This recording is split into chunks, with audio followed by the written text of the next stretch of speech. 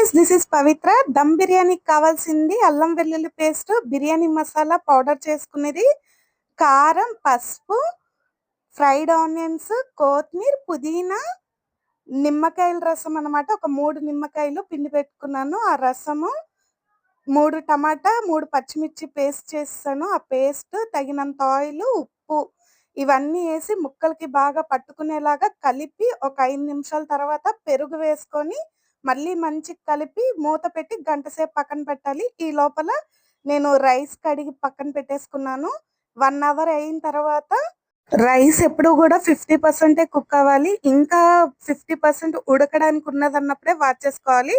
ఆ వార్చుకున్న రైస్ ని ఈ చికెన్ లోపల వేసి స్ప్రెడ్ చేసేసి దానిపైన కొత్తిమీర, పుదీనా, ఫ్రైడ్ ఆనియన్స్ వేసి మూత పెట్టి హైలో 5 మినిట్స్, సిమ్ లో 20 మినిట్స్ ఉంటే పర్ఫెక్ట్ హైదరాబాదీ దమ్ బిర్యానీ రెడీ.